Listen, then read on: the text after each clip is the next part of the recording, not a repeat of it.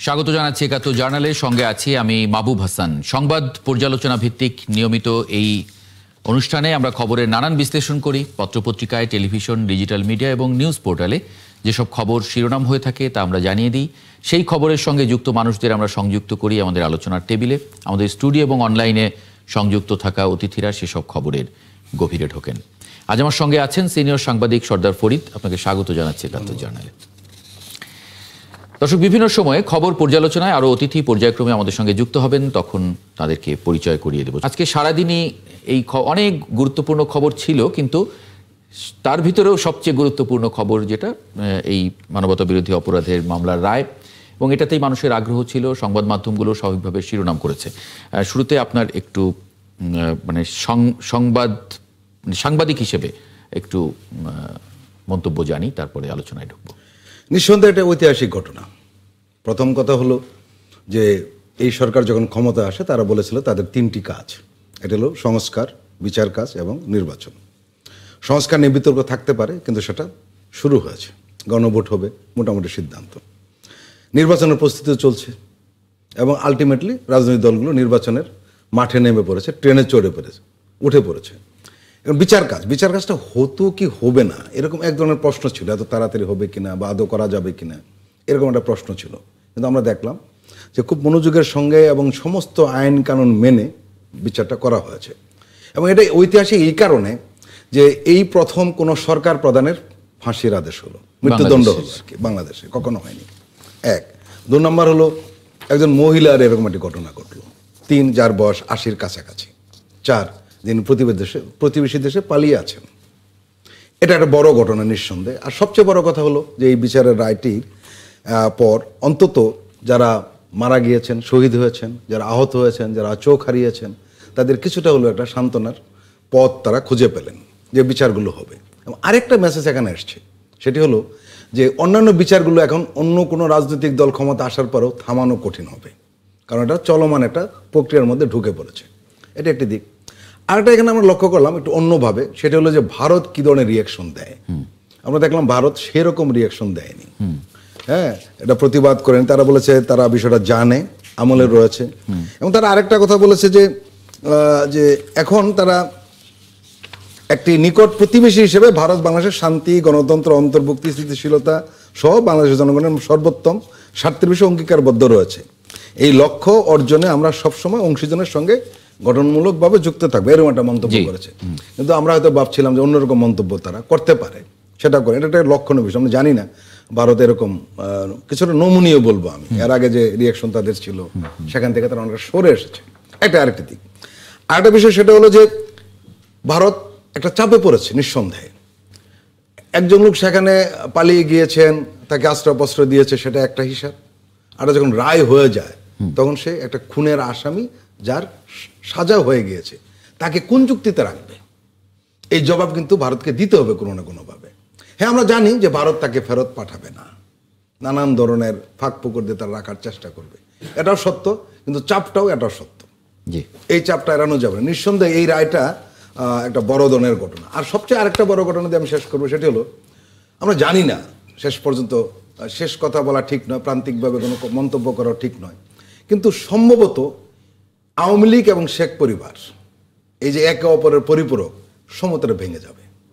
আর নতুন করে আসা একটু কঠিন হবে। আপনি এভাবে দেখছেন। আমি যদি একটু অতিথিদের যুক্ত করে নেই, নীলোফার চৌধুরী মণি, সাবেক সংসদ সদস্য, বিএনপি দলীয় সংসদ সদস্য, তিনি, তাকে একটু যুক্ত করে নেব। ব্যারিস্টার ডক্টর নাজিব মোমেন, জামায়াত মনোনীত সংসদ সদস্য প্রার্থী, পাবনা 1, এবং তিনি মতিউর রহমান নিজামী, জামায়াতের সাবেক আমির, তার সন্তান। এছাড়া আবিদুল ইসলাম খান, জুলাই যোদ্ধা এবং ডাকসুর সাবেক ভিপি প্রার্থী। নাজমুল হাসান, জুলাই যোদ্ধা এবং সাবেক কেন্দ্রীয় সমন্বয়ক, বৈষম্য বিরোধী ছাত্র আন্দোলন। আপনাদের সবাইকে স্বাগত জানাচ্ছি একাত্তর জার্নালে। নাজমুল হাসান, আপনাকে দিয়ে একটু শুরু করি। আপনারা মাঠের যোদ্ধা ছিলেন এবং যে ধরনের খুন, নিষ্ঠুরতার শিকার হতে হয়েছে সে সময়, তার একটা বিচারের রায় আমরা পেয়েছি। সেই জায়গা থেকে তাৎক্ষণিক প্রতিক্রিয়া, কারণ আমি সবার প্রতিক্রিয়াটাই একটু নেব, যদি ছোট ছোট করে 2 মিনিটের মধ্যে শেষ করেন। নাজমুল হাসান।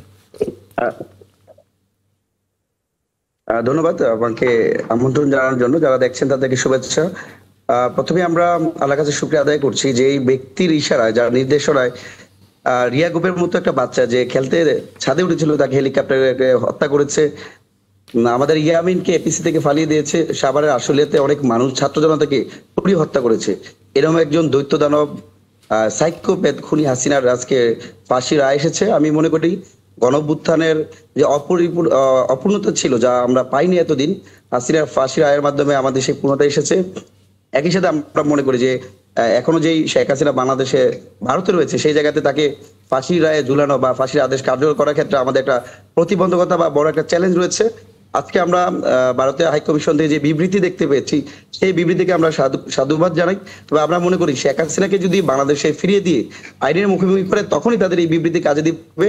আরেকটা বিষয় যেখানে আমরা স্পষ্ট করে দেখতে পাচ্ছি যে দুইজনকে ফাঁসি দিলেও পুলিশের আইজি সাবেক প্রধান যিনি আব্দুল আল মামুন, যদিও সে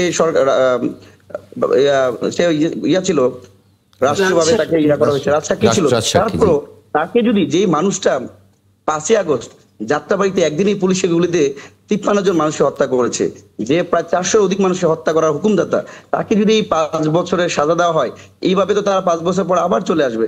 সেক্ষেত্রে পুলিশদের এই চেঞ্জ আমি মনে করি না আসবে। সেক্ষেত্রে আইনের জায়গা থেকে যদি সুযোগ থাকে, অবশ্যই আইজিপি মামুনের বিরুদ্ধে আরো ব্যবস্থা নেওয়ার সুযোগ আছে। আরেকটা বিষয় আমরা সবসময় স্পষ্ট করে বলার চেষ্টা করি যে দেখেন, অভ্যুত্থান সংগঠিত হচ্ছে প্রায় 1.5 বছর হতে চলেছে। এখন আমরা বিচার বা সংস্কার যে প্রক্রিয়াগুলোতে আমরা দৃশ্যমান দেখতে পাই নাই। শেখ হাসিনাকে আমরা এখনো বাংলাদেশে নিয়ে আসতে পারি নাই।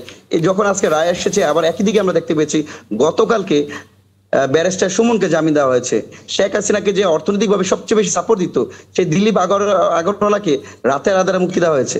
আমরা সংবাদ মাধ্যমের বরাতে দেখতে পেয়েছি যে আওয়ামী লীগ, যুবলীগের সন্ত্রাসীরা যারা গণহত্যার সাথে জড়িত, যারা খুনের সাথে জড়িত, 41,000 মানুষকে গ্রেপ্তার করা হলো, সেখানে 33,000কে জামিন দেওয়া হয়েছে।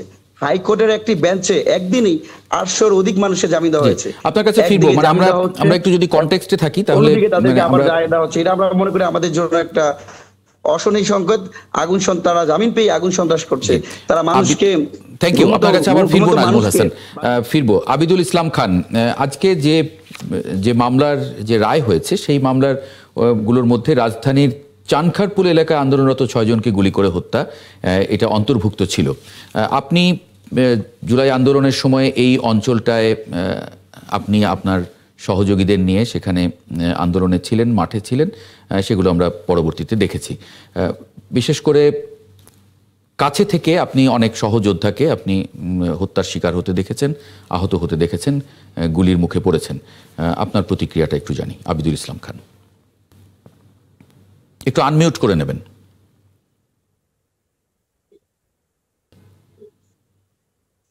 শুরুতে আমি আপনাকে ধন্যবাদ জানাচ্ছি এবং আপনার মধ্য দিয়ে ৭১ টেলিভিশনে যারা দর্শক শ্রোতা আছেন তাদের সকলের প্রতি আমি শুভেচ্ছা জ্ঞাপন করছি। আজকে আমি পুরোটা সময় ছিলাম, যখন রায় পড়া হচ্ছিল, পুরোটা সময় আমি ট্রাইব্যুনালে ছিলাম। তো আসলে স্বাধীনতা পরবর্তী বাংলাদেশে আমাদের এই জাতির একটা অংশ এরকম স্বৈরাচার হয়ে উঠবে, এরকম গণহত্যাকারী হয়ে উঠবে, এটা কোনোভাবেই কাম্য নয়। তো আজকে যখন শাহরিয়ার খান আনাস, তারপর হচ্ছে যে মানিক মিয়া চৌধুরী, শাহরিক, এই নামগুলো যখন উচ্চারিত হচ্ছিল তাদের হত্যার দায়ে, আজকে তখন আমি মনে মনে ভাবছিলাম যে আমার নামটাও কিন্তু সেখানে থাকতে পারতো, যে মোহাম্মদ আবিদুল ইসলাম খান, এই নামটাও কিন্তু এখানে থাকতে পারতো তাদের হত্যার দায়ে। পরিস্থিতিতে সেদিন 5 আগস্ট ছিলাম চানখারপুলে। আমার চোখের সামনে এই শাহরিক, আমার চোখের সামনে পুলিশের গুলিতে শহীদ হয়, স্নাইপার অ্যাটাকে শহীদ হয়, এবং আনাসও আমাদের সেই মিছিল থেকে শহীদ হয়। তো আজকে পুরোটা সময় আমি অনেক আবেগপ্রবণ ছিলাম এবং ভীত সন্ত্রস্ত ছিলাম। এবং এই রায় ন্যায় বিচার প্রতিফলিত হয়েছে, সেটাকে কার্যকর করতে হবে। কিন্তু এই রায় একদিকে যেমন হচ্ছে যে প্রশান্তির, অন্যদিকে আমি ভীত সন্ত্রস্ত এই জায়গাটায় যে এই রায়টা আমাদের এই জাতির জন্য, এই যে নতুন প্রজন্ম আছে তাদের জন্য একটা বিশাল শিক্ষা। আমরা যেন কখনো আবার এরকম পরিস্থিতিতে না পড়ি, কিংবা এরকম অপরাধ প্রবণ যেন আমরা হয়ে না যাই, সেটার জন্য ভীত সন্ত্রস্ত যেন কখনোই মহান সৃষ্টিকর্তা যেন আমাদেরকে এদিকে ধাবিত না করে। এটাই জাতির জন্য শিক্ষা হয়ে থাকবে বলে আমি মনে করি আর কি। আপনার কাছে ফিরবো আবার আবিদুল ইসলাম খান। ব্যারিস্টার ডক্টর নাজিব মোমেন, আপনি আপনার একটু মন্তব্য আশা করছি। আপনি যেহেতু নিজে লয়ার, সেই আঙ্গিকে যদি একটু বলেন। আমি শুধু লয়ার না, আমি এই ট্রাইব্যুনালের একটা ভিকটিম ফ্যামিলির অন্যতম অবশ্যই। যেটা আমি বলবো, এটা একটা ডিভাইন জাস্টিস বলতে পারেন, একটা পোয়েটিক জাস্টিস বলতে পারেন। মানে আইরনি হলো শেখ হাসিনা তার রেজিম, তারা এই ট্রাইব্যুনালটাকে সেট আপ করেছিল তাদের পলিটিক্যাল অপোনেন্ট, ভারত বিরোধী যে সমস্ত শক্তিশালী পলিটিশিয়ান ছিলেন, রাজনীতিবিদ ছিলেন, তাদেরকে পারসিকিউট করার জন্য, তাদেরকে রাজনৈতিকভাবে ঘায়েল করার জন্য। আজকে সেই ট্রাইব্যুনালেই তাদের বিচার হলো, তাদের ফাঁসি হলো, এবং তারা বলতে বাধ্য হলেন এই ট্রাইব্যুনালটা ক্যাঙ্গারু ট্রাইব্যুনাল, এবং এটার তারা সমালোচনা করছেন। এই কোরআন শরীফের একটা আয়াত আছে, আপনারা জানেন, নতিলকালে ইয়ামুনুদাবিলুহা বাইনান নাস, এই দিন রাত্রিকে আমরা মানুষের মধ্যে আবর্তিত করি। ইংরেজিতেও একটা সেইং আছে, what goes round comes around. Anyways, যেটা আসলে স্বস্তির বিষয়, একটা ফ্যাসিস্ট রেজিম, একটা দেশের রাজনীতিবিদ, পলিটিশিয়ান, প্রধানমন্ত্রী বলে যিনি নিজেকে দাবি করছিলেন, তিনি এরকম হাজার হাজার ছাত্রের রক্তে হাত রাঙিয়ে দেশ থেকে পালিয়ে গেলেন, এবং সেটার বিচারটা যে হলো দেশের মাটিতে, এইটা একটা আমি মনে করি বড় পাওয়া। এটা আরো ভালো হতো যদি তাকে ফিরিয়ে এনে এই বিচারটা এক্সিকিউট করা যেত। আমি মনে করি হাজার হাজার ছাত্রছাত্রীর ছাত্র জনতার আত্মা শান্তি পেতেন। জি, সেটার কি মানে সেটার আইনি প্রক্রিয়াগুলো কি, সেগুলো নিয়ে একটু আলাপ করব আপনার সঙ্গে একটা ছোট্ট বিরতির পরে। নিশ্চয়ই তখন আপনি একটু যুক্ত করতে পারবেন আমাদেরকে। নীলুফার চৌধুরী মণি, আপনার প্রতিক্রিয়াটা একটু জানি, ছোট করে যদি বলেন। ধন্যবাদ আপনাকে, যারা শুনছেন আমার শুভেচ্ছা অভিনন্দন। দেখেন, আমি এক কথায় যদি বলতে চাই, আমি বিচার বিভাগের উপর অত্যন্ত শ্রদ্ধাশীল। এখানে আমি বলতে চাই, আমাদের নেতা জনাব তারেক রহমান সাহেব বলেছিলেন, আমরা প্রতিশোধ চাই না, আমরা ন্যায় বিচার চাই। আমাদের উপর যা করা হয়েছে, আমাদের বিভিন্ন সমস্ত বাংলাদেশের বিভিন্ন পরিবারগুলোর উপর যা করা হয়েছে, আমরা তার বিচার চাই। আমি আজকে এই কথাটাই বলবো, আমরা বিচার পেয়েছি, আমরা কোনো প্রতিশোধ স্পৃহায় আমরা মত্ত থাকতে চাই না। যে যখন আজকের এখান থেকে একটা জিনিস লক্ষণীয়, যে সরকার যত ক্ষমতাধরই হোক না কেন, পৃথিবীতে যে ব্যক্তি যত ক্ষমতাধরই হোক না কেন, আইনের কাছে সে কিছুই না, তুচ্ছ, এবং তাকে কখনো না কখনো জবাবদিহিতার মধ্যে আসতে হয়। আজকে এমন একটা জায়গায় 15.5 বছরের অত্যন্ত মানে ভয়ঙ্কর প্রতাপ খাটানো একজন প্রধানমন্ত্রী, যিনি এত মানুষকে টর্চার করেছে, নির্যাতন করেছে, হুকুম দিয়ে গুলি করেছে, মেরেছে, বিভিন্নভাবে পৈশাচিকভাবে যিনি বিকৃত খুশিতে খুশি হতেন, সেই মানুষটা আজকে নিজেই সেই ওই একই জায়গায় উনি পতিত হয়েছেন। এটার জন্য আমি মহান রাব্বুল আলামিনের কাছে আমি শুকরিয়া জ্ঞাপন করছি।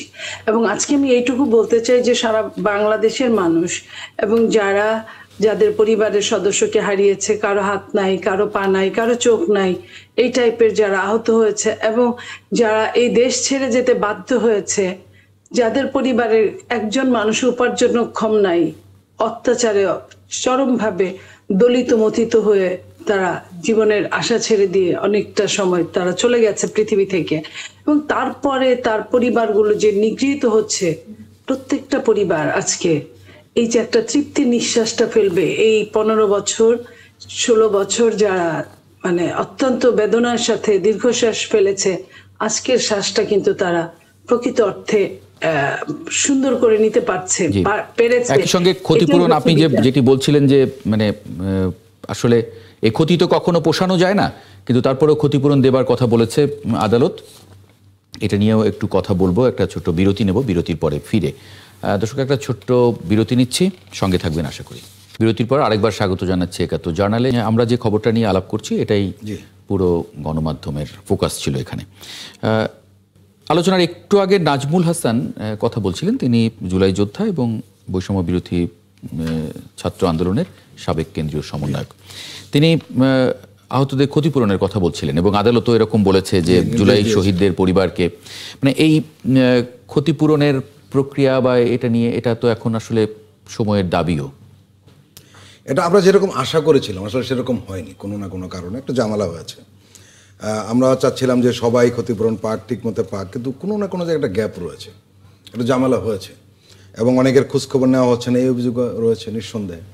এবং উনি যেটা দাবিটা করেছেন সঠিক করেছেন নিঃসন্দেহে। মনিয়াপা বলছিলেন জি, এবং আমরা একটা জিনিস জানি যে যারা জুলাই যোদ্ধা ছিলেন তাদের মধ্যে একটা আন্তঃযোগাযোগ রয়েছে নানান নামে, তারা কিন্তু খোঁজখবর নিচ্ছে। তারা খোঁজখবর নিতে পারে, কিন্তু ক্ষতিপূরণের, বিশেষ করে আর্থিক ক্ষতিপূরণের যে বিষয়টা, সেটি নিঃসন্দেহে সরকারকে উদ্যোগ নিতে হবে, এবং সরকার উদ্যোগ নিয়েছেও এবং কিছুটা দেওয়াও হয়েছে। পরে আমরা শুনলাম ফান্ড শেষ হয়ে গেছে, এরকমটা আমরা খবর শুনেছি।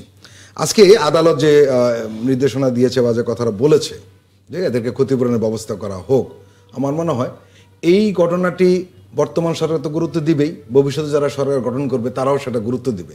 এটা একটা আশাবাঞ্জক কথা। এবং কারো কারো এরকম প্রস্তাব রয়েছে যারা এই গণহত্যাকারী বা তার যারা সহযোগী ছিলেন, যারা পালিয়ে গিয়েছেন, তাদের সম্পত্তি বাজেয়াপ্ত নির্দেশ দিয়েছেন। সেখান থেকে ক্ষতিপূরণের একটা ব্যবস্থা কিন্তু করা যেতে পারে, এটা বিকল্প পথ হতে পারে সরকারের জন্য। এবং আমরা মনে করি যে সরকার, এই সরকার এবং ভবিষ্যতে যে সরকারে আসুক না কেন, এই বিষয়টি তারা গুরুত্বের সঙ্গে দেখবে নিঃসন্দেহে। নাজমুল হাসান, এখন যে রায় পাওয়া গেছে, রায়ের ভিতরে যে আদালত যে মন্তব্যটি করেছে বা আদালত যেটি রায় দিয়েছে বলা যায়, রাষ্ট্রের প্রতি তারা বলেছে, সেই জায়গায় আপনারা মানে আপনার মন্তব্য আশা করছে। জি দেখুন, আজকে যে রায়ের মধ্যে থেকে যেখানে উল্লেখ করা হচ্ছে যে আহত বা শহীদ পরিবারকে তাদেরকে আর্থিক সহযোগিতা করার বিষয়, এটা নিঃসন্দেহে ভালো একটা বিষয়। তবে একইভাবে আমরা সন্দেহ বা সংশয়ের জায়গা তৈরি হবে এই জায়গাতে যে আমাদের শহীদের রক্তের বিনিময়ে যে সরকার বর্তমানে ক্ষমতায় রয়েছে, সেই অন্তর্বর্তীকালীন সরকার একটা জুলাই স্মৃতি ফাউন্ডেশন গঠন করেছিল, যেটা আসলে কোনো ফাংশন ওইভাবে হচ্ছে না।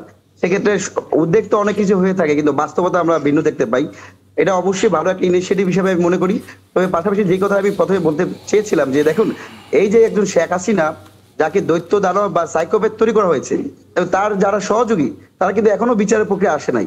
এই 2014 সালে একটা ভোটার বিল নির্বাচন হয়েছে, 2018 সালে ভোট ডাকাতি নির্বাচন, 2024 সালে ডামি নির্বাচন, বিএনপি, জামাত বা অন্যান্য বড় রাজনৈতিক দলগুলো অংশগ্রহণ করে নাই।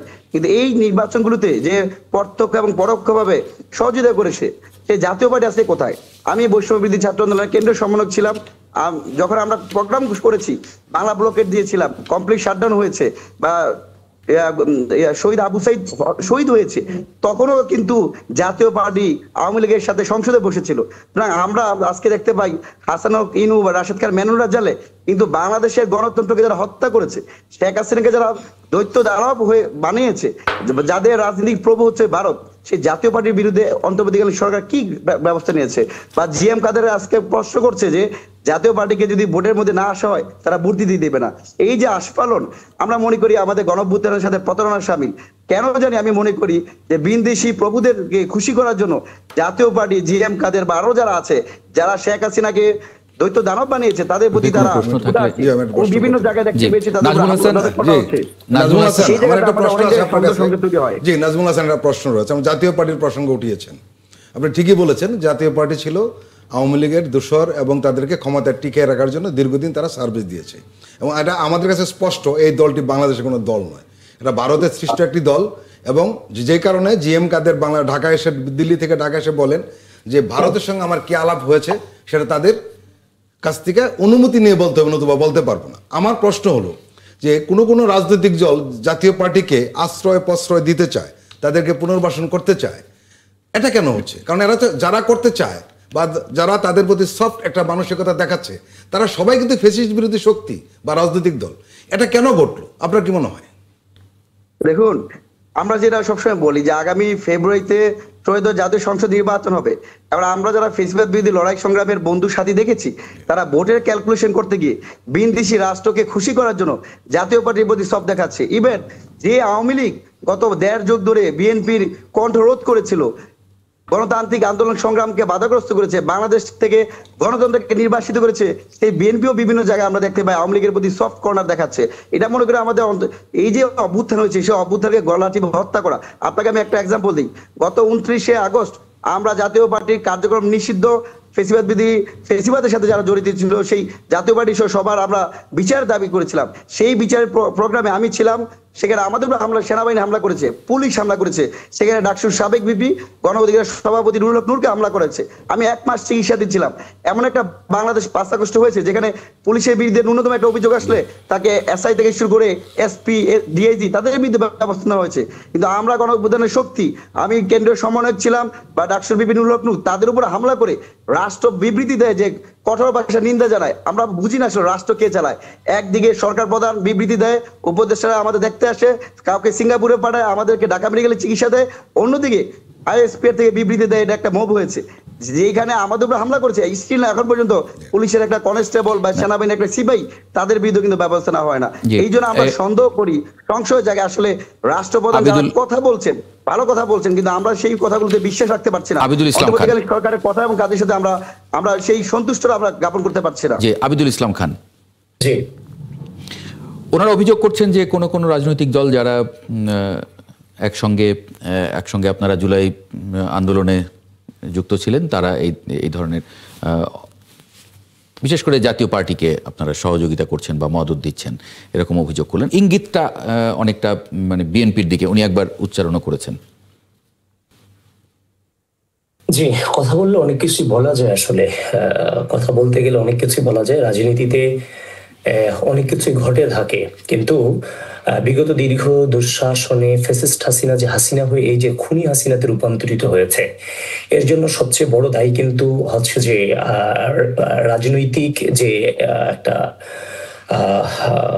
ঐক্যবদ্ধতা ছিল, যারা মজলুম ছিল এই রাষ্ট্রে, মজলুমদের মধ্যে যে বিভক্তি সৃষ্টি করতে পেরেছিল বিভিন্ন বয়ান দিয়ে, সেই বয়ানগুলো দিয়ে বিভক্তি সৃষ্টি করার মধ্য দিয়েই কিন্তু বিএনপির উপর নির্যাতনের স্ট্রিম রোলার চালিয়েছে আর বাকিদেরকে বলেছে যে তোমরা যাই করো না কেন, বিএনপির পরিণতি যদি এরকম হয় তাহলে বাকিদের পরিণতি এরকমই হবে। 60 লক্ষ মিথ্যা মামলা, 4000 নেতাকর্মীকে হত্যা, 700-এর অধিক নেতাকর্মীকে গুম করে দেয়া, খুন করে দেয়া, শাপলা চত্বর হত্যাকাণ্ড ঘটানো, বিডিআর বিদ্রোহের নামে নিরীহ দেশপ্রেমিক সেনা অফিসারদেরকে হত্যা করা, এইরকম ঘটনাগুলো ঘটিয়ে বারবার যে মজলুম শক্তিগুলো আছে এগুলোর ভিতরে বিভক্তি সৃষ্টি করে বিভিন্ন নেগেটিভ দ্বারা করাতো। তা আপনি যে বয়ানগুলো বলছেন, বয়ানগুলো ওই নেগেটিভেরই কিছুটা অংশ। দেখেন, আমরা এই যে প্রজন্মটা, এই প্রজন্ম যারা এই লড়াই সংগ্রাম করেছে, আমরা সত্যিকার অর্থে জন্মের পরে বাংলাদেশে কখনো আমরা সুশাসন দেখিনি, আমরা ভোটাধিকার প্রয়োগ করতে পারিনি, মানবাধিকার আমরা দেখিনি। তো সুতরাং আমরা ওই পূর্বের গদবাদে আলোচনায় যেতে চাই না। যদি সত্যিকার অর্থে কোনো পরিবর্তন করতে চান, রাষ্ট্রের স্থিতিশীলতা নিয়ে আসতে চান, রক্তপাত বন্ধ করতে চান, গণতন্ত্র ফিরিয়ে আনতে চান, জবাবদিহিতা নিশ্চিত করতে চান, তাহলে একটাই পদ্ধতি আছে। সেই পদ্ধতিটা হচ্ছে বাংলাদেশের রাজনৈতিক কালচার আমূল পরিবর্তন করতে হবে। বাংলাদেশের রাজনীতিতে আমি 5 বছর রাজনীতি করবো, 5 বছর জেলে থাকবো, এই ধরনের রাজনীতি থেকে আমাদেরকে বেরিয়ে আসতে হবে। সেটা একমাত্র পথ। রাজনীতিবিদদের হাতে রাজনীতিবিদদের নিরাপত্তা নিশ্চিত করতে হবে। আজকে রাজনীতিবিদদের হাতে রাজনীতিবিদ্যা নিরাপদ না বলেই এই প্রভাবটা তৃণমূল পর্যন্ত পড়েছে, যার ফলশ্রুতিতে একটা গৃহযুদ্ধ হচ্ছে যে একটা গৃহযুদ্ধ, খুনাখুনি, হিংসে, বিদ্বেষ এগুলো ছড়িয়ে পড়েছে তৃণমূল পর্যন্ত। সুতরাং রাজনীতিবিদদের হাতে রাজনীতিবিদরা যেদিন নিরাপদ থাকবে, রাজনীতিবিদদের হাতে রাজনীতিবিদরা যেদিন নিরাপদ থাকবে, সেদিন একটা স্থিতিশীল গণতান্ত্রিক বাংলাদেশে আমরা পৌঁছাতে পারবো। সুতরাং সবকিছুর সমাধান আবিদুল ইসলাম খান, আপনার কাছে সর্দার ফরিদের একটা প্রশ্ন আছে। আবিদ, আপনাদের যে চিন্তা এবং আপনাদের যে রাজনৈতিক নেরেটিভ আমরা লক্ষ্য করছি যে মূল দলের সঙ্গে মিলছে না অনেক সময়। শুধু বিএনপির সঙ্গে ছাত্র দলের আপনাদের মতো যারা তরুণ রয়েছেন, যারা মাঠের যোদ্ধা ছিলেন, চিন্তা চেতনা পড়াশোনার দিক থেকে আপনারা একটু প্রাগ্রসর, মিলছে না। শুধু আপনাদের দলের নয়, আরও অন্যান্য দলের হয়েছে। আপনাদের নেগেটিভটা স্পষ্ট এবং সবাই বুঝতে পারে। আপনাদের হিসাব নিকাশটা প্রো কান্ট্রি এবং ফেসিস্টের বিরুদ্ধে, আপনাদের কোনো দ্বিধাদ্বন্দ্ব আমরা লক্ষ্য করি না কখনোই। কিন্তু আমরা পুরনো রাজনৈতিক নেতা যারা রয়েছেন তাদের মধ্যে আমরা দ্বিধাদ্বন্দ্ব দেখি, একটু চালাকি দেখি, একটু কৌশলের নামে নীতি বিসর্জন দেখি। এটা কেন হচ্ছে? এ থেকে বেরিয়ে আসার কি কোনো উপায় নেই? দেখেন, আপনি বলেছেন যে আমাদের কথা স্পষ্ট, মূল দলের সাথে অনেকটা মিলে না। দেখেন, আমি ব্যক্তি আবিদকে আপনারা কতটুকু দেখেছেন আমি জানি না, কিংবা কতটুকু হচ্ছে যে আমার সম্পর্কে আপনাদের পর্যন্ত আমি পৌঁছাতে পেরেছি সেটাও আমি জানি না। আমার হচ্ছে যে পারিবারিক জীবনে আমার কোনো রাজনীতিবিদদের কাছ থেকে, পারিবারিক কোনো রাজনীতিবিদদের কাছ থেকে আমি রাজনীতিটা শিখিনি। আমার ব্যাকগ্রাউন্ডে কোনো রাজনীতিবিদ ছিল না। সুতরাং আমি যে আদর্শটাকে ধারণ করে আজকে এই পথটাকে বেছে নিয়েছিলাম, 2016 সালে বিশ্ববিদ্যালয়ে ভর্তি হওয়ার পরে ফ্যাসিস্ট হাসিনাকে হাসিনা বলার সক্ষমতা জাতীয়তাবাদী ছাত্রদল কিংবা জাতীয়তাবাদী শক্তি ছাড়া কারো পক্ষে সম্ভব ছিল না। আমি সেই পথটাকে বেছে নিয়ে আজকের আবিদ যে আপনাদের সামনে কথা বলছি, আমি কিন্তু সেই সংগঠনকে ধারণ করেই কিন্তু আজকে আবিদ হয়েছি। তো সুতরাং আপনাদের দৃষ্টিকোণ থেকে অনেক কিছু পরিলক্ষিত হলো, আমার দৃষ্টিকোণ থেকে আমি এই সংগঠনকে ধারণ করেই কিন্তু আজকে এই পর্যায়ে এসেছি এবং আমার কাছে তেমন কিছু মনে হচ্ছে না। তবে হ্যাঁ, অনলাইন প্রোপাগান্ডাটা 5 আগস্ট পরবর্তী সময়ে হাসিনা ছিল, হাসিনাকে সরানোটা গুরুত্বপূর্ণ, হাসিনাকে সরানো হয়েছে, কিন্তু 5 আগস্ট পরবর্তী সময় যারা মজলুম ছিল, মজলুমের মধ্য থেকে একটা অংশ জুলুমকারী হয়ে গেছে যে হাসিনা চলে গেছে, আরেকটা পার্টিকে জোর করে হাসিনা বানানোর অপচেষ্টা করা হচ্ছে। তো সুতরাং অনেকটা হচ্ছে অনলাইন প্রোপাগান্ডার কারণে বাদ বিচার করার আগে অনেকে অনেক ধারণা আমাদের সম্পর্কে নিয়ে নেয়। তো আমি আপনাদের সকলকে অনুরোধ করব, একটা জিনিস যখন ঘটার সাথে সাথে এটা অথেন্টিক কিনা এই তথ্যটা আমাদেরকে নিশ্চিত করাটা জরুরি, জবাবদিহিতাটা জরুরি। অনলাইন যে সাইবার বুলিং চলছে, 5 আগস্ট পরবর্তী সময়ে সরকার সাইবার নিরাপত্তা দিতে সম্পূর্ণ পরিবার ব্যর্থ হয়েছে। সুতরাং এই যে সাইবার নিরাপত্তা জায়গাটা ডেভেলপ করলে কিংবা হচ্ছে সঠিক তথ্যটা যদি আমরা খুঁজে বের করার চেষ্টা করি, তাহলে অনেক ধরনের গুজব থেকে আমরা বেঁচে যাবো। দেখেন একটা ফটো কার্ড করা হচ্ছে, যেখানে আমি কোনো কথাই বলছি না, আমার নামে ফটো কার্ড করা হচ্ছে, ফটো কার্ড করে ছড়িয়ে দেওয়া হচ্ছে, ছড়িয়ে দিয়ে আপনার পর্যন্ত সেই ফটো কার্ড পৌঁছে যাচ্ছে। সবচেয়ে বড় সন্ত্রাস হচ্ছে এখন ফটো কার্ড সন্ত্রাস চলতেছে। সামনে তো এআই এটা একটা ভয়ঙ্কর, আপনার পর্যন্ত আমার তথ্য চলে যাচ্ছে, আপনি ওই তথ্যটাই আমাকে ধারণ করছেন যে আবিদ তো সেটা বলেছে, কিন্তু আমি তো সেটা বলিনি। আমি আপনাকে এখনো বলতে পারি, বিগত দীর্ঘ দুঃশাসনে এই বাংলাদেশের স্বাধীনতা, সার্বভৌমত্ব, গণতন্ত্র, ভোটাধিকারকে ফিরিয়ে আনবার জন্য বাংলাদেশ জাতীয়তাবাদী দল তাদের সর্বস্বটুকু বিলিয়ে দিয়েছে।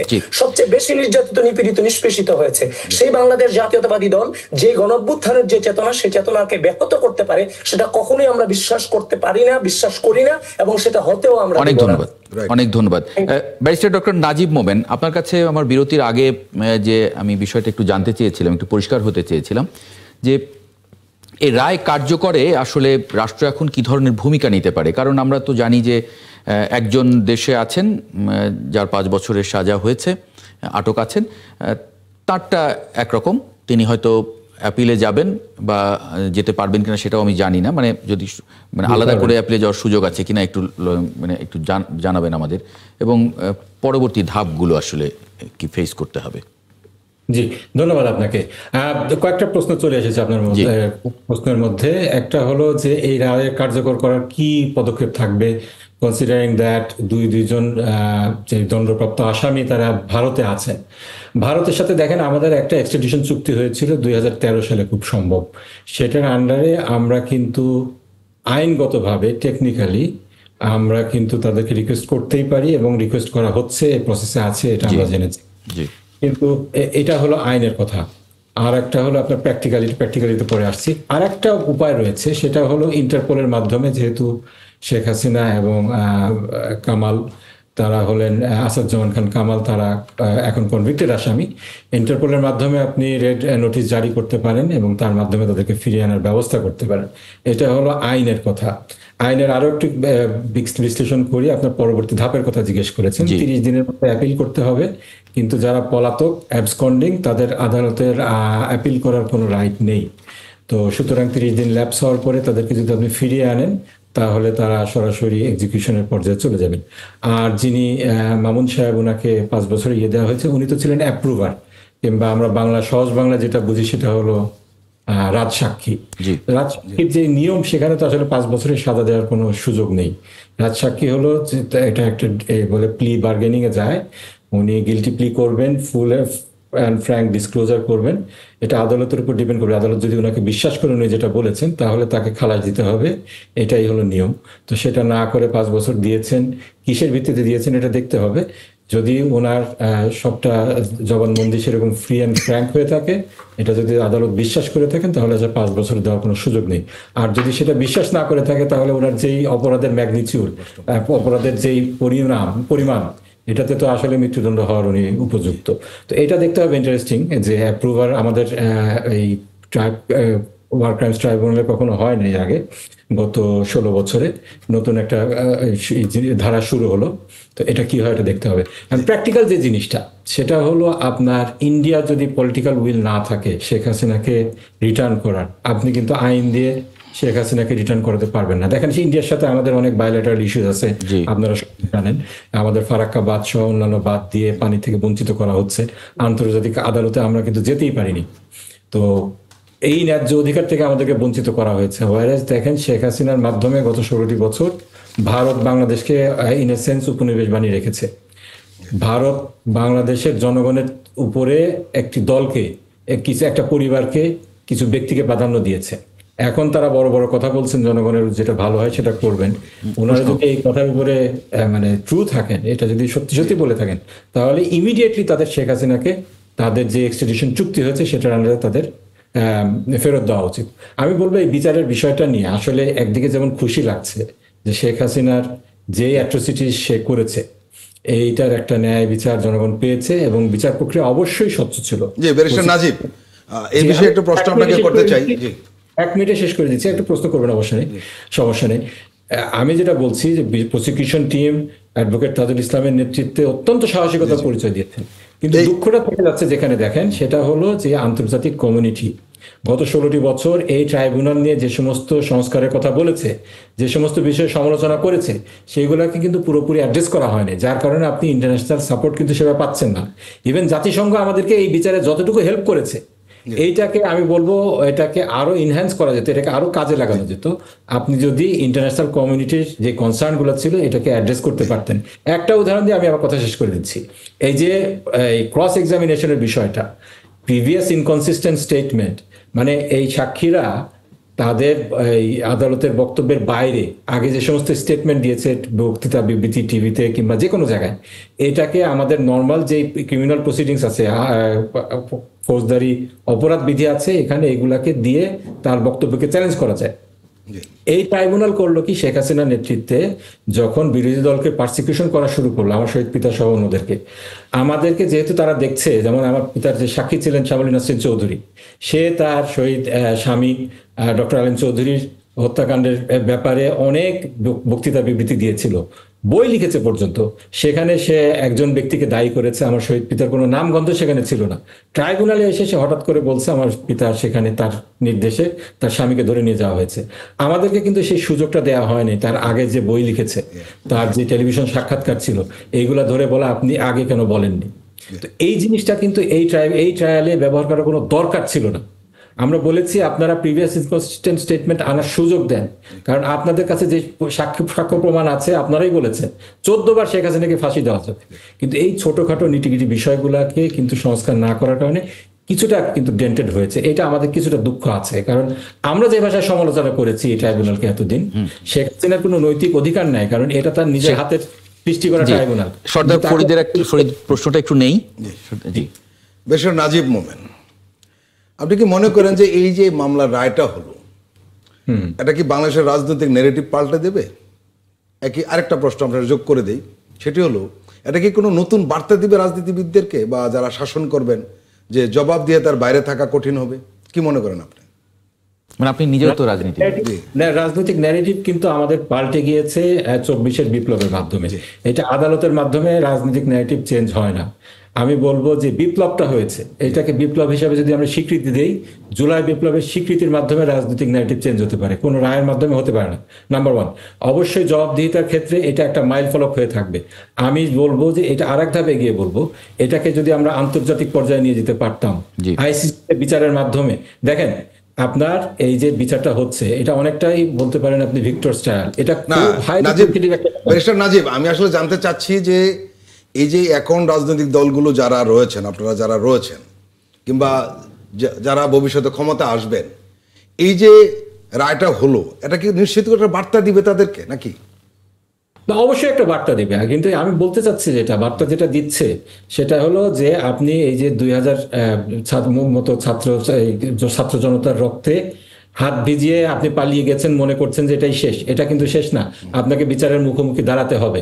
এইটা একটা বার্তা অবশ্যই গিয়েছে। কিন্তু এখানে আরেকটা প্রশ্ন রয়েছে বেশর নাজিব, সেটা হলো যে রাজনৈতিক দলগুলোর আচরণ দেখে তা মনে হয় না।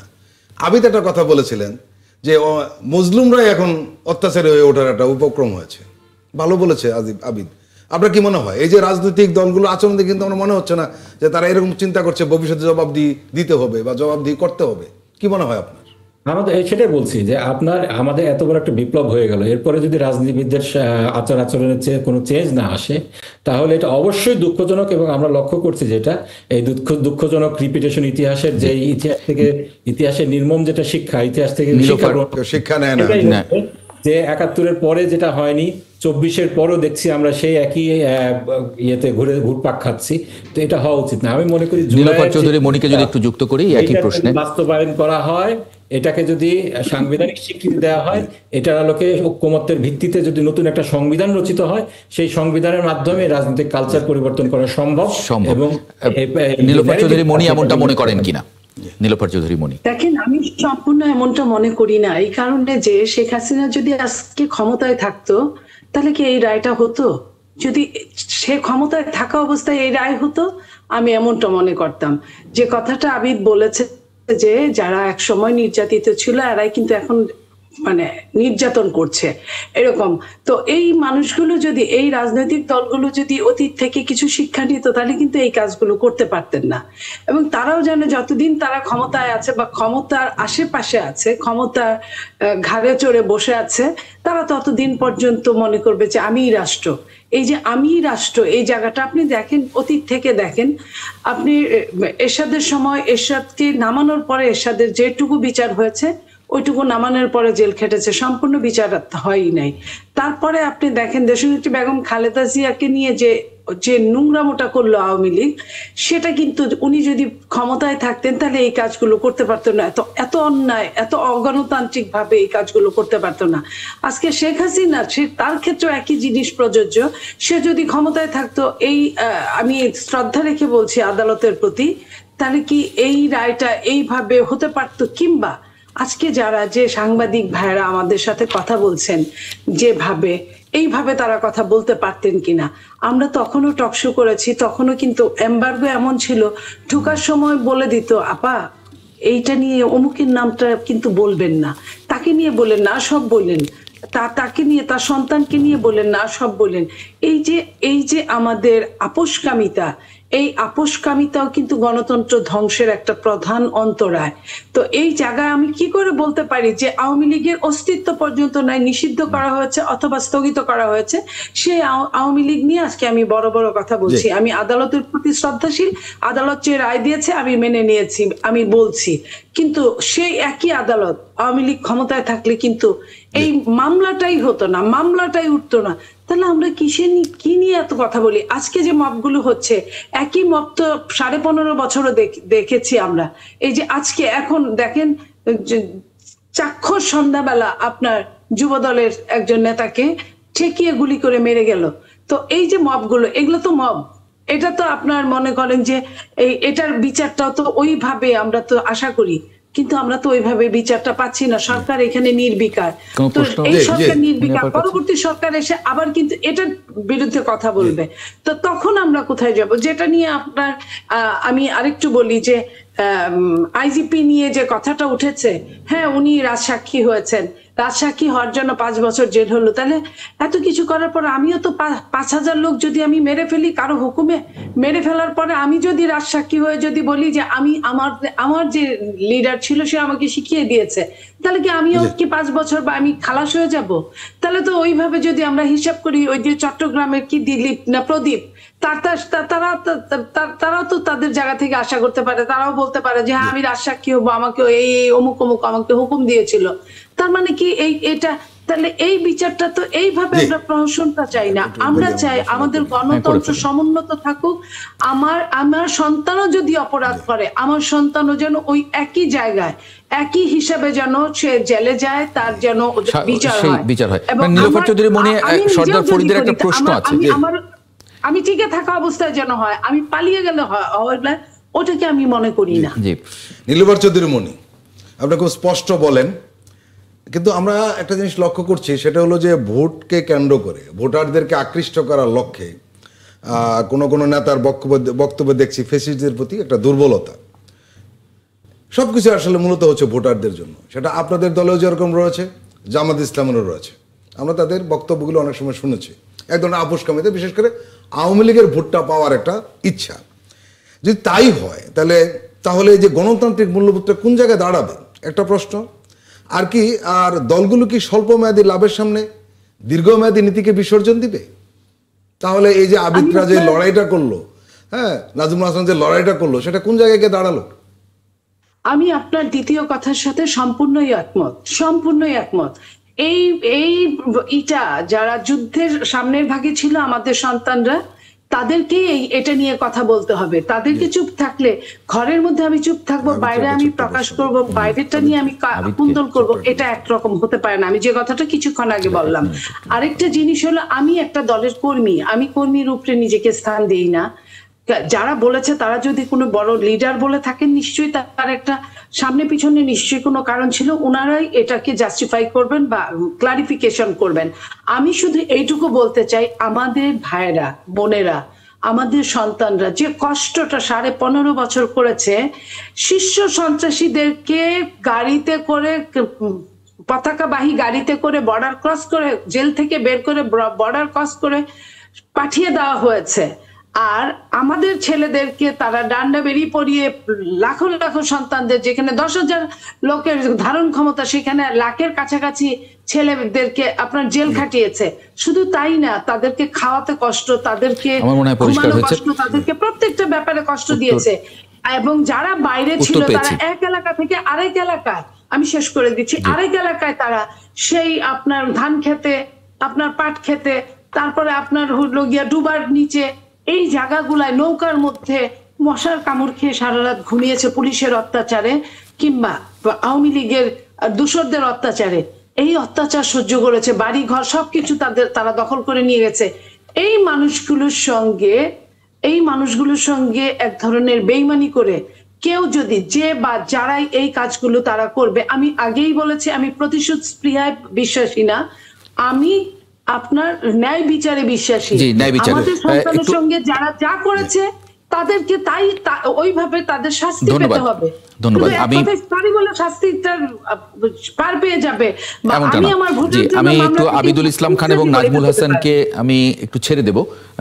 আপনি বলছিলেন আবিদ, আমি আবিদকে একটা প্রশ্ন করতে চাই, 1 মিনিটে। 1 মিনিট। আবিদ, আপনি চানকার বলের কথা বলছিলেন। গণমাধ্যম কর্মী হিসেবে আমার ওই সময় ওইখানে থাকার একটা সুযোগ হয়েছিল এবং আমি দেখেছি কিভাবে গুলিবিদ্ধ লোকেরা মেডিকেল কলেজে ঢুকছে, মৃত্যুর খবর হচ্ছে। আসলে এই স্মৃতিগুলো ভোলার মতো নাই, বরঞ্চ আপনারা আরো বেশি এটাতে ইনভলভ ছিলেন, আমাদের চেয়ে অনেক অনেক গুণ বেশি। এখন যখন আমরা দেখি যে রাজনৈতিক দলগুলো, আমি নির্দিষ্ট করে বলছি না, রাজনৈতিক দলগুলো ভোটের হিসাব নিকাশ মেলাতে গিয়ে এই তাদের সঙ্গে হাত মেলায়, সেটি নিঃসন্দেহে একটা কষ্টের ব্যাপার। এবং আরেকটা প্রশ্ন আবার নতুন করে আসে, সেটি হলো যে নীতির কি হলো? আবিদুল ইসলাম খান। দেখেন, জুলাই গণঅভ্যুত্থানকে অনেকেই বিভিন্ন জন বিভিন্নভাবে ডেসক্রাইব করে, বিভিন্ন জন বিভিন্নভাবে সেটাকে ধারণ করে, কিন্তু আমার কাছে জুলাই কখনো বিক্রিযোগ্য কোনো ম্যাটার নয়। জুলাইকে আমি কখনোই বিক্রি করিনি। 5 আগস্ট গণঅভ্যুত্থান পরবর্তী সময় 6 আগস্ট থেকে আবারও সেই মসজিদ মন্দির পাহারারত ছিলাম। সেখান থেকে এখনো পর্যন্ত গণতন্ত্র, ভোটাধিকার, মানবাধিকার ফিরিয়ে আনবার জন্য রাজপথে আছি। জুলাই গণঅভ্যুত্থানের চেতনাকে কাজে লাগিয়ে রাষ্ট্র থেকে 1 পয়সার কোনো প্রকার অনধিকার চর্চা করিনি এবং সেটা ভবিষ্যতেও করব বলে এখনো পর্যন্ত নিশ্চিত সেটা আমরা করব না। তো এখন যে কথাটা বলছেন যে জুলাই যে জুলাইয়ের যে চেতনার যে পরিপন্থী আওয়ামী লীগের যে ভোট টানার যে বিষয়টা, দেখেন আওয়ামী লীগের ভোট টানার বিষয়টা একটা এখন কথা বলতে গেলেই হচ্ছে যে কারো না কারো বিরুদ্ধে কথা বলতে হয়। প্রকাশ্যে আমরা দেখতে পাচ্ছি, বিভিন্ন পত্রিকার রিপোর্টে আমরা দেখতে পাচ্ছি যে তারেক রহমানকে ঠেকাতে মরিয়া ভারত জামায়াত, এবং সেটার স্পষ্টতা আমরা বিভিন্ন জায়গা থেকে আমরা দেখতেও পাই। যখন বলা হয় একদিকে যখন আওয়ামী লীগকে সাংগঠনিকভাবে কিংবা আওয়ামী লীগের রাজনীতি নিষিদ্ধের আন্দোলন করা হয়, অপরদিকে আওয়ামী মানুষগুলোকে যখন পুনর্বাসন করা হয়, দেখেন বাংলাদেশ জাতীয়তাবাদী দল বিএনপি ওই রকম পর্যায়ে পড়ে যায়নি যে আওয়ামী লীগের ভোট দিয়ে তাকে সরকার দল তাকে গঠন করতে হবে। সেই প্রশ্ন আমাদেরও, সেরকম ঘটনা যখন ঘটে তখন একটু আশ্চর্য লাগে। বিগত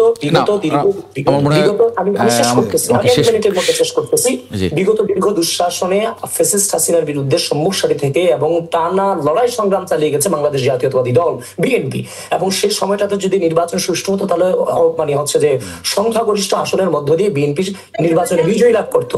সুতরাং সেই সমর্থক তো বিএনপির কাছ থেকে ছুটে যায়নি।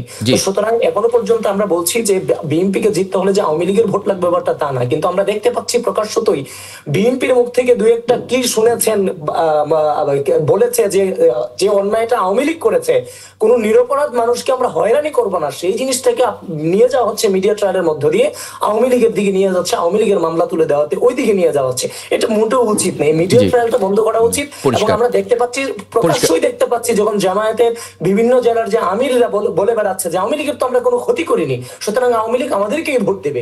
অনেক ধন্যবাদ আবিদুল ইসলাম খান এবং নাজমুল হাসান, আপনাদের দুজনকে যুক্ত হওয়ার জন্য একাত্তর জানালে, এবং একই সঙ্গে নীলোফার চৌধুরী মণি এবং ব্যারিস্টার ডক্টর নাজিব মোমেন, আপনারা দুজন একটু থাকবেন আরেকটু অল্প কিছু সময়। দর্শক, একটা ছোট্ট বিরতি নিয়ে ফিরছি একাত্তর জানালে, সঙ্গে থাকবেন আশা করি। বিরতির পর আরেকবার স্বাগত একাত্তর জানালে। আমার দুজন অতিথি আছেন নীলোফার চৌধুরী মণি এবং ব্যারিস্টার ডক্টর নাজিব মোমেন। তাদেরকে ব্যারিস্টার নাজিব মোমেন, আমরা যে আলোচনার মধ্যে ছিলাম যে রাজনৈতিক দলগুলোর মধ্যে অনৈক্য, এটা এক ধরনের ভোটের রাজনীতিতে এখন যেটা যুক্ত হয়েছে, এটা আসলে ভোটের রাজনীতির কারণে, নির্বাচন সামনে আসার কারণে নানানভাবে সেখানে ফ্যাসিস্ট রেজিম সুবিধা পাচ্ছে বা তাদের ভোট টানার চেষ্টায় অভিযুক্ত সবাই। আপনার দলও আছে? আমার দল আপনি আছে বললেন, কিন্তু যে ধরনের অভিযোগগুলো করা হচ্ছে, যে বলা হচ্ছে বিএনপিকে ঠেকাতে বলা হলো যে জামাত এবং ভারত এক কাট্টা কিংবা মরিয়া। এই যে ভারতের সাথে জামাতকে আপনি যখন এক ব্র্যাকেটে বন্দি করবেন, এটা কি ফেয়ার বলেন? মানে গত 16-17 বছর এখনো কি দেখছি, ভারতের সকল দল ইনক্লুডিং বিএনপি স্বাগতম, কিন্তু জামাত ছাড়া। একটি দলের প্রাইম মিনিস্টার জামাতের বিরুদ্ধে নাম নিয়ে কথা বলছেন, এবং জামাতকে যে ভাষায় আক্রমণ করা হয়, জামাতের নেতৃবৃন্দকে ইনক্লুডিং বিএনপির অবশ্যই একজন নেতা ছিলেন যিনি এন্টি ইন্ডিয়ান স্ট্যান্ডের কারণে, তার স্ট্যান্সের কারণে তার সুখ্যাতি ছিল, সেই শহীদ সালাউদ্দিন কাদের চৌধুরী। তাদেরকে ভারত এই ক্যাঙ্গারু ট্রায়ালের মাধ্যমে, ট্রাইব্যুনালের মাধ্যমে দুনিয়া থেকে বিদায় করে দিয়েছে। সেই দলকে আপনি বলছেন যে ভারতের সাথে মিলে বিএনপিকে ঠেকাতে মরিয়া, এটা জাস্টিস না। এখন আপনি যদি বলেন যে হ্যাঁ, রাজনীতিতে আপনার অ্যাডভান্টেজ নেওয়ার বিষয়টা থাকবেই, আপনি যদি বলেন আওয়ামী লীগের যে সমস্ত লোক আছে, ঠিক আছে, আমি বলবো 3 ধরনের লোক আছে। একটা হার্ডকোর আওয়ামী লীগ, এদের এরা জীবনেও জামাতের সাথে আসবে না, বিএনপির সাথেও আসবে না। আমরা এটা বুঝি, বিএনপি এটা কতটুকু বোঝে জানি না। যদি বুঝতো তাহলে সেই দলের মহাসচিবের এই ধরনের কোনো স্টেটমেন্ট দেওয়া ঠিক হতো হয় নাই যে ক্ষমতায় আসলে সমস্ত মামলা উইথড্র করে নেব। এটার উনি ব্যাখ্যা দিয়েছেন, ঠিক আছে, মানুষ ব্যাখ্যা দিয়েছেন।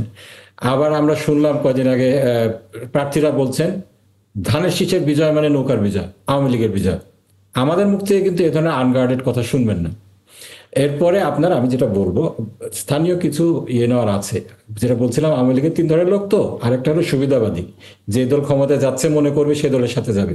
ভাইব কিন্তু আওয়ামী লীগ, বিএনপি ক্ষমতায় আসছে, তারা আমাদের সাথে কেন আসবে? আরেক দল লোক প্রোটেকশনের জন্য আসে। আমরা এখনো মজলুমের কাতারে আছি, আমাদের উপরে এখনো মানে পথে ঘাটে সব জায়গায় জুলুম করা হচ্ছে। ওই ধরনের মানুষ আমাদের সাথে আসার কথা না। হ্যাঁ, স্থানীয় লেভেলে বিভিন্ন জায়গায় শক্তির তারতম্য আছে। যারা সুবিধাবাদী তারা, আমি বলবো না যে জামাতের সাথে একেবারেই যাচ্ছে না, সেটাও বলবো না। কিন্তু আপনারা তো বলছেন যে আপনারা সরকারও গঠন করে ফেলতে পারেন, তাহলে আপনারা কেন মজলুম কেন? আমরা মজলুম কারণ আমরা তো রাস্তাঘাটে চাঁদাবাজি করতে পারি না, এই জন্য আমরা মজলুম। আমাদেরকে কেউ পেশি শক্তি, মানে চাঁদাবাজি না করলে মানে মজলুম, চাঁদাবাজি, তারপরে যে টেম্পো স্ট্যান্ড, সবকিছু এগুলোর ব্যাপারে আমাদের ব্যাপারে কোনো অভিযোগ আছে নাকি কোথাও? না, তো আপনি দেখাতে পারবেন না। তো এই যে দখলদারি রাজনীতি, তারপরে চাঁদাবাজির রাজনীতি, এই পেশি শক্তির রাজনীতি আমাদের এখানে তো, আমরা তো এগুলো করি না। এখন ক্ষমতায়ও নাই, আমরা চাঁদাবাজি করি না, আমরা তো মজলুমদেরকে বলতেই হবে। জি, ক্ষমতায় নাই, আপনারা তো বলছেন যে আপনারা ক্ষমতায় এসে যাবেন, আপনারা সরকার গঠন করছেন। তার মানে তো আমাদের দেশের রাজনীতিটা এমন যে যারা ক্ষমতায় এসে যাবে ভাবে, মানে সবাই তার পেছনে দাঁড়িয়ে যায়। মানে আমাদের দেশের ভোটাররা এরকম যে যদি জানে যে অমুকে জিতে যাচ্ছে, তাহলে দেখা যায় যে তার পেছনে গিয়ে সবে বেশিরভাগ লোক দাঁড়িয়ে যায়। আপনি হয়তো ঠিক কথাই বলেছেন, কিন্তু প্রশাসনের যে অ্যাটিটিউড, সেখানে তারা মনে করছেন আমরা ক্ষমতায় যাচ্ছি। প্রশাসনের মধ্যে এখনো দেখেন এই যে জাস্টিস গুলো নিচ্ছে, ইয়েতে হাইকোর্টে যে জাস্টিস নিল, 27 জন জাস্টিস নিল, এর মধ্যে কয়জন জামাতের আছে খোঁজ নিয়ে দেখে। এই যে ডিসি গুলো পরিবর্তন হচ্ছে, এই প্রশাসনে যে পরিবর্তনগুলো হচ্ছে, কার ইঙ্গিতে হচ্ছে, কিভাবে হচ্ছে? এই যে কিন্তু এরকম অভিযোগও তো আছে যে এই আগে যেগুলো 5 তারিখের পরে যেগুলো নিয়োগ হয়েছে এগুলো আপনাদের প্রেসক্রিপশনে হয়েছে, এরকম তো অনেকে বলে। সরকার এই যে আমরা গণভোটের দাবি করলাম, যে বললাম যে গণভোটটা আগে হবে, তারপরে ইলেকশন হবে, which was quite a legitimate demand, তাই না? যে আপনি জুলাইয়ের সনদকে বাস্তবায়ন করবেন, এটা আপনার। নীলোফার চৌধুরী মণিকে একটু দেই সুযোগ। নীলোফার চৌধুরী মণি, এটা আপনি না করে আমাদের বিএনপির দাবি মানবেন, সেক্ষেত্রে তো বলবো। আমি আসলে একটু বলতে চাই, অনেকক্ষণই শুনলাম, আজকে টকশোটা বসে থেকে থেকে সময় চলে গেল। আমি বলতে চাই যে আমি অত কিছু বলতে চাই না, একটা জিনিস বলতে চাই, পৃথিবীতে সমস্ত মৌলবাদ ভাই ভাই, নাম্বার 1। নাম্বার 2 হলো আপনার কথা বলার স্টাইলেই বোঝা যায় অনেক কিছু। যেমন ধরেন যে আমার ভাইদের দল বলেছে যে আওয়ামী লীগকে ক্ষমা করে দিলাম, কোনো ক্ষমা চাওয়ার আগেই আওয়ামী লীগকে ক্ষমা করে দিলাম। আপনি দেখেন সমস্ত বাংলাদেশে বিএনপি মামলা করেছে আওয়ামী লীগের নামে, মানে আওয়ামী লীগ 15.5 বছর যা করেছে, আওয়ামী লীগ কি শুধু বিএনপির উপর করেছে? জামাতের উপরও করেছে। জামাত কয়টা মামলা করেছে আপনি দেখেন খোঁজ নিয়ে? তারা মামলা করে নাই, তারা সমস্ত বাংলাদেশে তাদের আশ্রয় দিয়েছে। যেমন আশ্রয় আওয়ামী লীগের সময় জামাতকে নিষিদ্ধ করে জামাতকে আশ্রয় দিয়েছিল, ঠিক একই অবস্থায় আওয়ামী লীগকে নিষিদ্ধ করিয়ে জামাত আশ্রয় দিয়েছে, কোনো মামলা করে নাই, বিভিন্ন জায়গায় সেভ করেছে। জামাতকে জিজ্ঞেস করা হয়েছিল, আমি একটু প্লিজ, আমি আপনার সময় কথা বলি নাই, দুঃখিত, একটু সময় যদি দেন। জামাতকে জিজ্ঞেস করা হয়েছিল পররাষ্ট্র নীতির ব্যাপারে, বলেছিল যে তারা যে ভারতের সঙ্গে আমাদের কোনো সমস্যা নাই, সমস্যা হবে না, এটা কিন্তু তারা বলেছে, আমাদের কথা না। আরো যদি ক্লিয়ার করে বলি, রোজা এবং পূজা, জানেন যে ভারত একটা হিন্দু অধ্যুষিত রাষ্ট্র, বাংলাদেশ একটা মুসলিম অধ্যুষিত রাষ্ট্র। সে মুসলিম অধ্যুষিত রাষ্ট্র আমরা কি বলি যে ধর্ম যার যার, আপনার উৎসব সবার, এটা কিন্তু আমরা বলি না, আমরা বলি ধর্ম যার যার, রাষ্ট্র সবার। কিন্তু ওনারা কি বলেছেন, ওনারা কিন্তু গীতা পর্যন্ত পাঠ করেছেন হুজুরেরা। তো এই যে শুধুমাত্র কিছু হিন্দু ভোট পাওয়ার জন্য, এই ভোটের রাজনীতি যদি মেন রাজনীতি হয়, তাহলে আর ফ্যাসিস্টদের দোষ দিয়ে লাভ কি? তাহলে আর যারা ক্ষমতা দখল করেছিল অন্যায়ভাবে, তাদের দোষ দিয়ে লাভ কি? যারা অন্যায়ভাবে নির্বাচন করেছিল তাদের দোষ দিয়ে লাভ কি? যদি আমি এখনো কিউর হতে না পারি, আমি এখনো ক্লিয়ার হতে না পারি, আমি এখনো আমার স্বচ্ছতার জায়গায় যদি কাজ করতে না পারি, আমার যদি বিবেকে একরকম থাকে, বাইরে একরকম থাকে, তাহলে তো আর আমার এই দেশের পরিবর্তনের কোনো দরকার ছিল না। তাহলে তো যেমন ছিল যে এখন অনেক মানুষ দুঃখে পড়ে বলে, যখন মগ থামাইতে পারে না তখন দুঃখে একরকম কথা বলে। তো এই যে আপনার মনে করেন যে শুধুমাত্র হিন্দুকে খুশি করলে পাশের দেশ খুশি হবে, হিন্দুকে খুশি করলে আওয়ামী লীগ খুশি হবে, সেই জন্যই তো রোজা আর পূজাকে মুদ্রার এপিঠ ওপিঠ বলা হয়েছে। সেই জন্যই তো আপনার গীতা পাঠ করা, আমি 10 বছর স্কুলে পড়েছি, প্রতিদিন অ্যাসেম্বলিতে গীতা একবার করে শুনতাম, কুরআন তেলাওয়াত একবার শুনতাম। আমি এখন পর্যন্ত মুখস্থ বলতে পারবো না। অথবা এক সময় কোনো টেলিভিশন ছিল না, বিটিভি ছিল, বিটিভি যখন দেখতাম খোলার সাথে সাথে ওই কুরআন ধর্মগ্রন্থ পাঠ করা হতো, মুখস্থ বলতে পারবো না। একটা হুজুর যখন মুখস্থ বলে তার মানে কি সে প্ল্যান করে মুখস্থ বলে। সো এই জায়গা থেকে প্রমাণিত হয় যে তারা এবং অন্য দলগুলোর মধ্যে পার্থক্য কতটুকু। তারা তাদের প্রয়োজনে সবকিছু করতে পারে, তারা তাদের গঠনতন্ত্র থেকে দূরে সরে যেতে পারে তাদের প্রয়োজনে।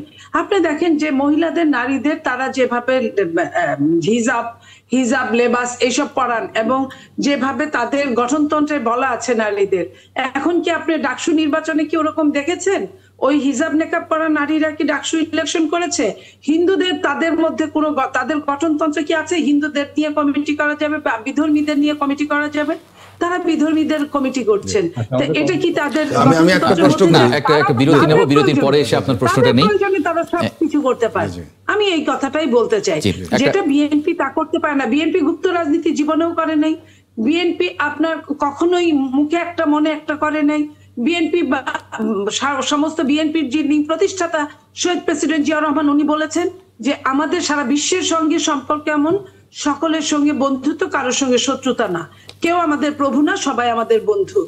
এই যে প্রভু না, আমরা কিন্তু এখনো ওই জায়গাটাতেই আছি। আমরা কিন্তু ওই ধরনের কথা বলি না যে মাপ যাওয়ার আগে আমরা মাফ করে দিলাম, আমরা কিন্তু ওই ধরনের কথা বলি না। পরে করবো না, থাকবে তো না, আমরা এই পার্টি শেষ করে দিতে চাই। নীলোফার চৌধুরী মনি, আমরা একটা জিনিস লক্ষ্য করেছি, সেটা হলো যে বিএনপির যখন কেউ বক্তব্য রাখেন, 8 মিনিট বক্তব্য রাখলে 6 মিনিট বলে জামাতের ব্যাপারে। আপনারা কি জামাতের এজেন্ডা সেটিং এর ফাঁদে পড়েছেন? অবশ্যই না। আমরা জামাতকে আমাদের সাথে যুগপৎ আন্দোলনের একজন হাতিয়ার হিসেবে তখনও মনে করেছি। আমি একটু বুঝিয়ে বলি, আমি এর আগেও বলেছিলাম, এজেন্ডা সেটিং হলো এরকম যে আপনি শুধু জামাত নিয়ে কথা বলবেন, নেগেটিভ বলবেন, পজিটিভ বলবেন, আপনার দলের কথাটা বললেন না কেন? আমি কিন্তু এর মধ্যেই আমার দলের কথাও আছে। আমি কিন্তু, আপনি আমাকে প্রশ্ন করেন যে কোনো কোশ্চেন, আমি কোশ্চেনের আনসার দেই, আমি দেই যত রকম। একটা বিষয় আমরা ইদানিং একটা লক্ষ্য করছি, সেটা হলো যে এবার যে তরুণ প্রজন্ম যারা কখনো ভোট দেন, এদের সংখ্যা 4 কোটি 40% মতো। এরা একটা প্রশ্ন করবে, সেটা হলো যে আমি জামাতকে কেন ভোট দিব, জামাতের সাথে জবাব দিতে হবে। বিএনপিকে প্রশ্ন করবো, বিএনপিকে আমি কেন ভোট দিব, সে জবাবটা দিতে হবে। আপনার যদি প্রশ্ন করা হয় যে বিএনপিকে কেন ভোট দিবে, কি বলবেন? দেখেন, বিএনপিকে এই কারণে ভোট দিবে, বিএনপি গণতন্ত্রের আদর্শে চলে, বহুত্ববাদে বিশ্বাস করে, বিএনপি সবাইকে নিয়ে একসাথে চলতে পছন্দ করে। বিএনপি না ডানপন্থী না বামপন্থী, মধ্যপন্থী একটা দল। মধ্যপন্থী দলে যে কেউ অত্যন্ত সাবলীল ভাবে তার রাজনীতি করতে পারে, সত্যকে সত্য, সাদাকে সাদা, কালোকে কালো বলতে পারে, যেমন আমি বলতে পারি। আমি বিএনপি আমি মিডল ক্লাসের একজন কর্মী। আমি যদি এতদিন রাজনীতি করার পরেও এই কথাগুলো বিএনপির পক্ষে গেল না বিপক্ষে গেল সেটা না, আমি বলতে পারি। তো এই জন্যই আমি বিএনপি করি, বা বিএনপিতে ইয়াং জেনারেশন বিএনপি করবে। বিএনপিতে আপনার কিছু কিছু দল আছে যারা মুখ দিয়ে খুব পলিশ, খুব সুন্দর কথা বলবে। অনেক দূরে। আমি আলোচনাটা এখানেই শেষ করব। অনেক ধন্যবাদ নীলোফার চৌধুরী মনি এবং ব্যারিস্টার ডক্টর নাজিব মোমেন, আপনাদের দুজনকে যুক্ত হওয়ার জন্য আজকে ৭১ জার্নালে। দর্শক, এই পর্যায়ে একটা ছোট্ট বিরতি নিয়ে ফিরছি, সঙ্গে থাকবেন আশা করি। বিরতির পরে আরেকবার স্বাগত জানাচ্ছি ৭১ জার্নালে। এই পর্যায়ে দেখে নেব আগামীকাল সকালে যে পত্রিকাগুলো আপনার হাতে পৌঁছবে, কি শিরোনাম করেছে আজকে। শুরুতেই যুগান্তর, জুলাই আগস্ট গণহত্যা মামলার প্রথম রায়, পলাতক ফ্যাসিস্ট হাসিনার মৃত্যুদণ্ড। সংবাদ প্রতিদিন, জুলাই গণহত্যায় হাসিনা কামালের মৃত্যুদণ্ড। দৈনিক ইনকিলাব, জুলাই গণহত্যা হাসিনার মৃত্যুদণ্ড। বণিক বার্তা, মৃত্যুদণ্ডে দণ্ডিত ৪৮ রাষ্ট্র সরকার প্রধান, দণ্ড কার্যকর ৩৫ জনের। আমাদের সময়, শেখ হাসিনার মৃত্যুদণ্ড। The Daily Observer, Hasina Kamal sentence to death, Mamun gets 5 years jail. Daily Times of Bangladesh, death for Hasina. The Financial Express, ousted PM Hasina sentenced to death. এই ছিল এখনকার মতো যে পত্রিকাগুলো আগামীকাল সকালে আপনাদের হাতে পৌঁছবে। কি শিরোনাম করেছে সেটাও একটু দেখে নিলাম। সময় একেবারে শেষ হয়ে গেছে, আমার হাতে আর সময় নেই, শেষ করতে বলা হচ্ছে। অনেক ধন্যবাদ সর্দার ফরিদ যুক্ত হওয়ার জন্য আজকে ৭১ জার্নালে। দর্শক, আপনাদেরকেও ধন্যবাদ জানাচ্ছি। আগামীকাল একই সময় ৭১ জার্নাল দেখার আমন্ত্রণ জানিয়ে রাখছি। সঙ্গে পাবো।